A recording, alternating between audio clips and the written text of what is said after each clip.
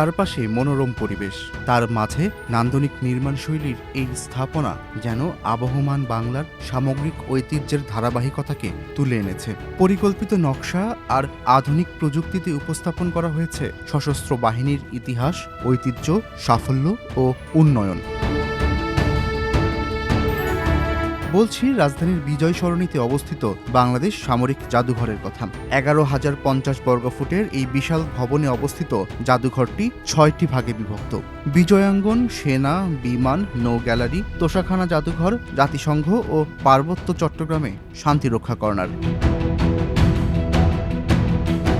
জাদুঘরটির কোনো তলায় ফুটিয়ে তোলা হয়েছে পলাশির যুদ্ধের স্মৃতিসহ মোঘল আমলের সামরিক ঐতিহ্য, আবার কোথাও সেনাবাহিনীর যুদ্ধক্ষেত্র, তাদের বাংকার, তাঁবু, কমান্ড পোস্ট, বিমান বাহিনীর র্যাডার, কোথাও আবার আধুনিক সেনাবাহিনীর রণকৌশল, আবার কোথাও বিমানের যন্ত্রাংশ, নানা মডেলের সঙ্গে ইতিহাস বিবর্তনের উপস্থাপনা।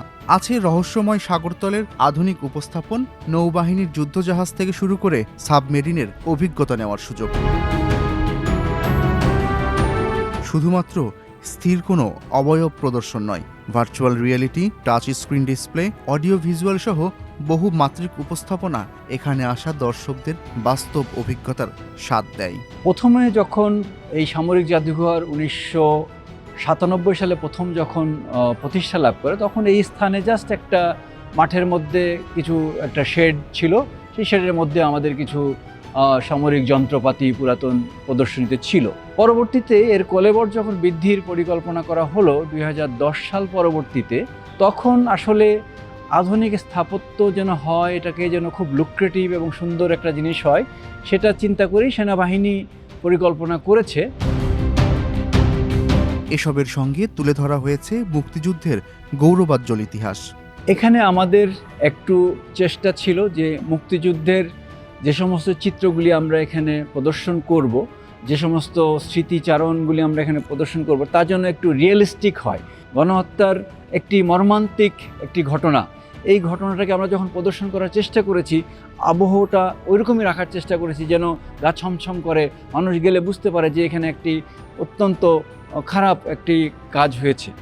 ঠিক একইভাবে আমরা যে সমস্ত মুক্তিযুদ্ধের সেক্টরগুলিকে যখন বর্ণনা করেছি, তখন আমরা এটাকে সেক্টরগুলিকে 11টা সেক্টরে যে দেশে যুদ্ধ হয়েছে এটাকে সুন্দরভাবে এক্সপ্লেইন করেছি, এবং এই সেক্টর ওয়াইজ কীভাবে যুদ্ধ হয়েছে, এখানকার কমান্ডার কারা ছিল, তাদের সম্পর্কে এমনভাবে ডিসপ্লে করা হয়েছে যেন যে কেউ দেখলে তার মনে এটা থেকে যাবে যে সেই সেক্টর সম্পর্কে তার একটি স্বচ্ছ ধারণা সে এখান থেকে নিয়ে যেতে পারবে। মুক্তিযুদ্ধের সময় ব্যবহৃত অস্ত্র ছাড়াও জাদুঘরে আছে ঐতিহাসিকভাবে তাৎপর্যপূর্ণ আরও নানা কিছু। আছে শিবনারায়ণ দাশের বানানো বাংলাদেশের প্রথম জাতীয় পতাকা, স্বাধীনতা যুদ্ধের গুরুত্বপূর্ণ নথি। যেখানে দাঁড়িয়ে আছি এটি বেসিক্যালি মুক্তিযুদ্ধের সময়কার বাংলাদেশ সেনাবাহিনীর একটি সেট আপ। আপনারা যে গাড়িটি দেখতে পাচ্ছেন এটি হচ্ছে দিদেন কর্নেল আতাউল গনি ওসমানী ব্যবহার করতেন। এরকম একটি টেবিল তার অফিসে ছিল, সেটি এখানে রাখা আছে। এছাড়াও মুক্তিযুদ্ধে ব্যবহৃত বিভিন্ন অস্ত্র এবং ওই সময়কার যে সমস্ত গাড়ি ছিল সেগুলি এখানে রাখা আছে। এটাই কিন্তু পাকিস্তানি অস্ত্র, এটাই ওরা আত্মসমর্পণ করে গেছে, এগুলি সবই পাকিস্তানি অস্ত্র। প্রযুক্তি নির্ভর তথ্যবহুল নান্দনিক উপস্থাপন ভবিষ্যৎ প্রজন্মের কাছে মুক্তিযুদ্ধের ইতিহাসকে করেছে আরও জীবন্ত। আরেকটা লক্ষণীয় বিষয় হচ্ছে এই মিউজিয়ামে আমরা যেটা চেষ্টা করেছি, প্রত্যেকটা আর্টিফ্যাক্টের পাশে একটি ডিসপ্লে সেন্টারের মাধ্যমে সেটার এই আর্টিফ্যাক্টে কী আছে তার বিস্তৃত বর্ণনা দেওয়া আছে, এবং একটি ভিডিও গ্রাফিক্সের মাধ্যমে ওই দৃশ্যগুলিকে দেখানো হয়েছে, যাতে একজন দর্শনার্থী সে শুধু আর্টিফ্যাক্টটা দেখার পরে সেটা সম্পর্কে তথ্য, সেটা সম্পর্কে প্রকৃত জ্ঞান সে লাভ করতে পারে, এবং ভিজুয়ালি সে দেখে এটার তার, কারণ ভিজুয়ালি কিছু দেখলেই এটা সবচেয়ে বেশি মনে থাকে। আমরা ওই চিন্তাগুলিকে করে 3ভাবে এটা ডিসপ্লে করার চেষ্টা করেছি। সেনাবাহিনীর গ্যালারিতে মুক্তিযুদ্ধের সেক্টর কমান্ডারদের পরিচিতির পাশাপাশি স্থান পেয়েছে মুক্তিযুদ্ধে বীরত্বসূচক সম্মানে ভূষিত বাহিনীর সদস্যদের নামের তালিকা। বিমান বাহিনীর গ্যালারিতে বাহিনীর ইতিহাস ও অগ্রগতির সঙ্গে রয়েছে বীরশ্রেষ্ঠ ফ্লাইট লেফটেন্যান্ট মতিউর রহমানের জীবন ও ত্যাগ নিয়ে সচিত্র উপস্থাপন। পাকিস্তান থেকে তার ছিনিয়ে নিয়ে আসতে চাওয়া T-33 প্রশিক্ষণ বিমানের একটি মডেলও রাখা হয়েছে সেখানে।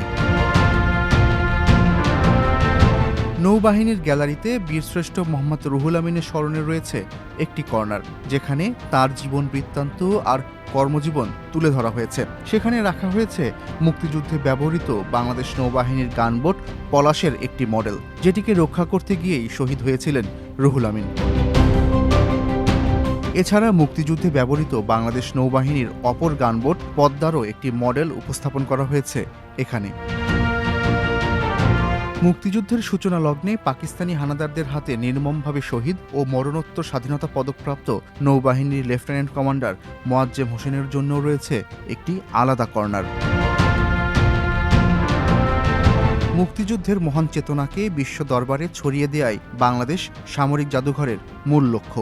তথ্য নির্ভর ইতিহাসের মাধ্যমে নতুন প্রজন্মকে সশস্ত্র সংগ্রামের বীরত্ব গাথা জানানোর উদ্দেশ্যের সঙ্গে কালের বিবর্তনে বাংলাদেশের সশস্ত্র বাহিনীর আধুনিকায়ন ও অগ্রযাত্রাকে দেশি বিদেশি দর্শনার্থীদের কাছে তুলে ধরেছে বাংলাদেশ সামরিক জাদুঘর।